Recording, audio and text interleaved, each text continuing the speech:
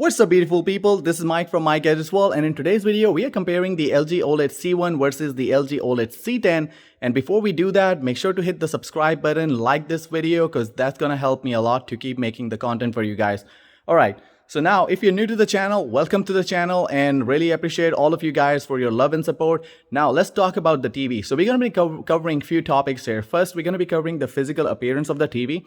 And I'll just say that the physical appearance of the TV is totally the same as last year, so there's nothing changed.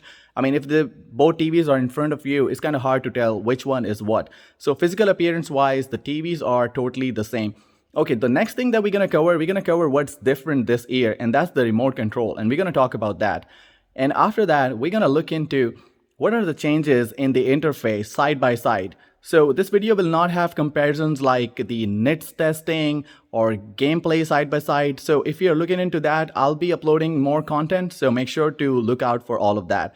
This content will mostly focus on the different settings because they have shuffled it around. So if you're coming from the LG OLED C10, you will have a little hard time finding what's where and how they have shuffled it. So we're going to be covering all of that in this video, guys.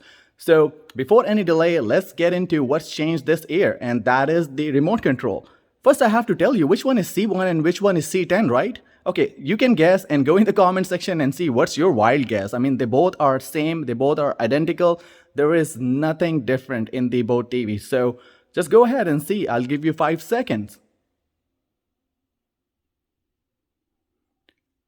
Alright guys, now I think you guys have mentioned in the comment section, but let me break the tie here. So the right one, that is the LG OLED C1, and on the left side, that is the LG OLED C10. So first of all, we're going to be comparing these remote controls here. So look closely at the remote control, how they are, and the right one is for the LG OLED C1 and the left one is for the LG OLED C10.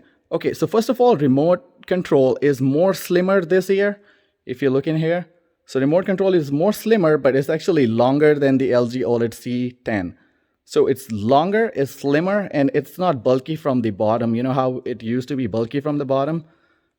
So it's kind of more slimmer this year.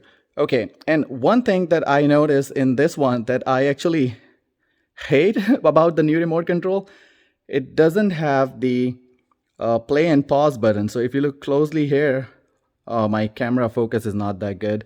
Well, maybe you can see now. All right, so on the left side, LG OLED C10 has play pause button, right?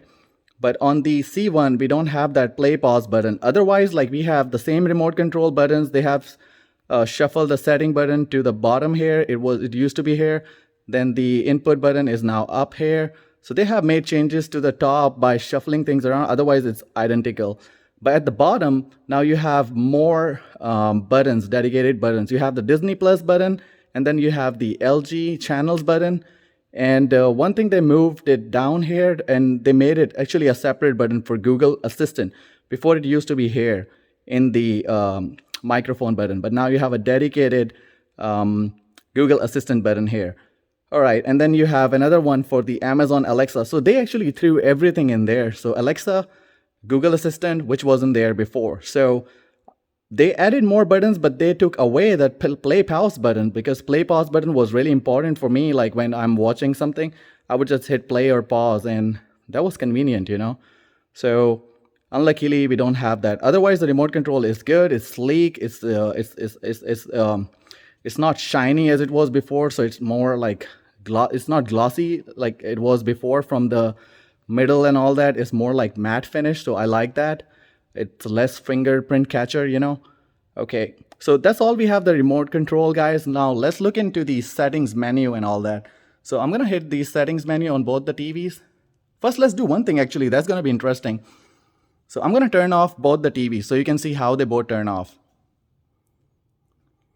Okay, on the C10 we did not have that LG logo, and it turned off very quick. And on the right one, LG OLED C1, it took a little while to turn off, and we had that LG animation while turning it off. And guys, both the TVs are right out of the box because I had to go get the 55-inch TV because I didn't have 55-inch. I had 48-inch and I had the 77-inch. So I wanted to do proper comparison using the both as like same size. So that's why both the TVs are fresh out of the box and they barely have like few hours on it. Okay, now let's turn on both the TVs.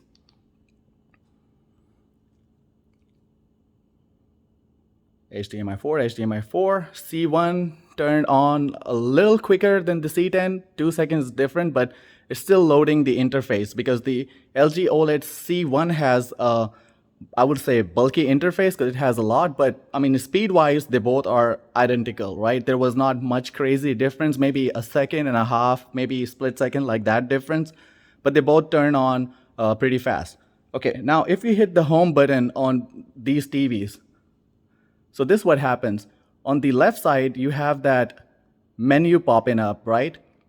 But here on the LG OLED C1 on the right side, you have kind of interface that you have on NVIDIA Shield TV, on Android TV. So it's kind of give you that kind of feel, right? Everything there, you know, the thumbnails, the applications, and a whole bunch of stuff, right? So that is like more bulky interface when it comes to LG OLED C1. And if you're looking for the subtle interface, that's what we had in the LG OLED C10. So this is the home button. Okay, now let's hit the settings button on both the TVs. As you can see, both are equally fast. The left one, LG OLED C10, has Alpha 9 Gen 3 processor, and the C1 has Alpha 9 Gen 4 processor. So it's more advanced processor, but it doesn't really necessarily has to be with the speed because it's the processing power, like how it processes the image and all that. So it's not gonna be a crazy fast. I mean, we are not looking into all of that, but C1 seemed to be a little faster when it's turning on and then it's a little slower when turning it off. I think maybe they are doing some kind of like, you know, when turning it off, it is doing some cycle reset. I don't know what exactly it's doing, but it's taking a little longer than the LG OLED C10.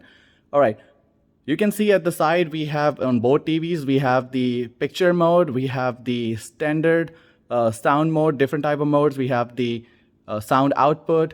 But one thing additional that we have on the C1 is the game optimizer. So we have the game optimizer, and then we have everything else the same.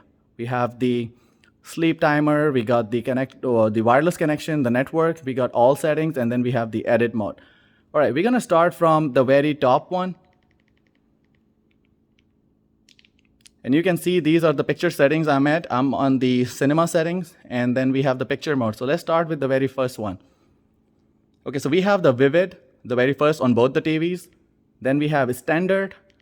Then we got the APS, that's the power saving mode. Then we have the cinema. We got sports on both TVs.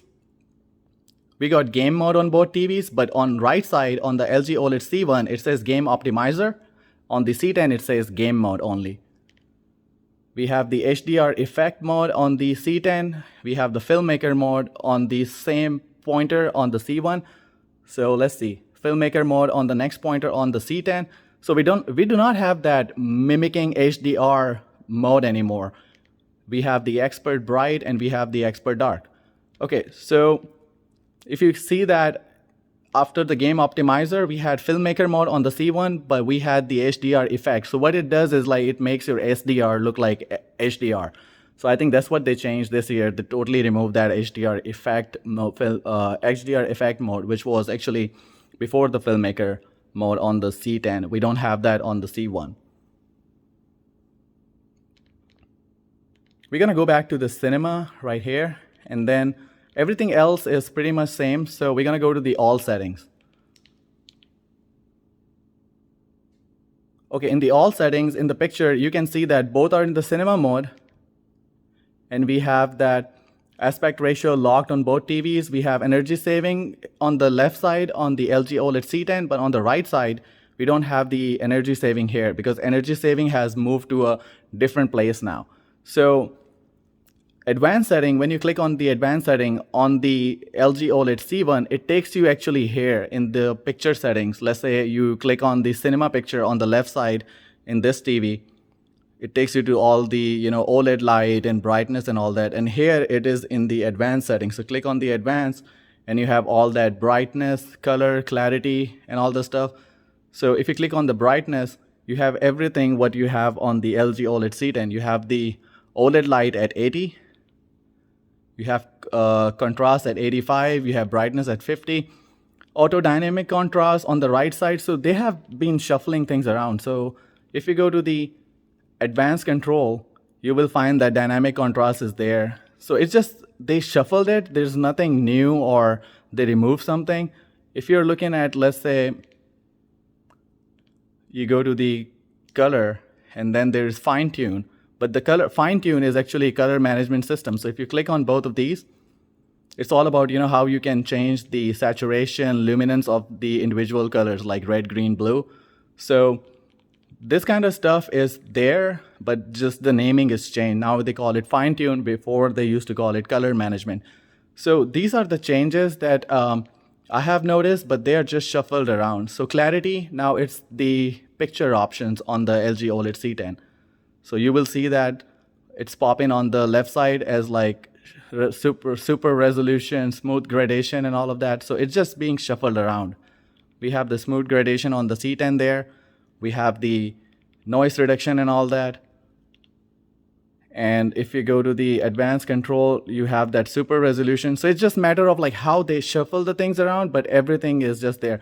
The only thing that I found that's different, okay, in support section, if you go to the energy saving, it's moved here. Before it was in the picture settings, and it was in the right here in the picture setting. Energy saving was right there.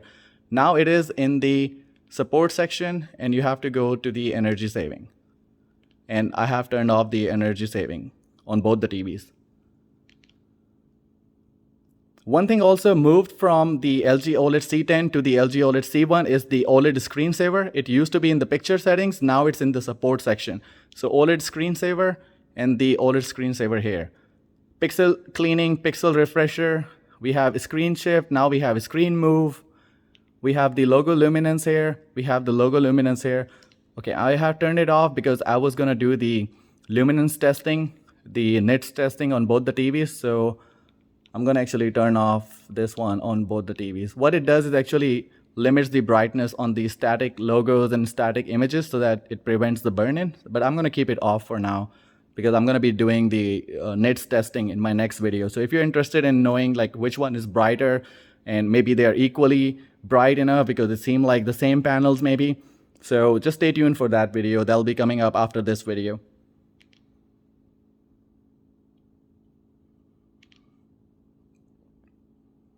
Okay, one thing that I want to talk about, and it's not there in the LG OLED C10, and we're gonna look into that. So I'm gonna press the setting button, and I'm gonna go to the game optimizer.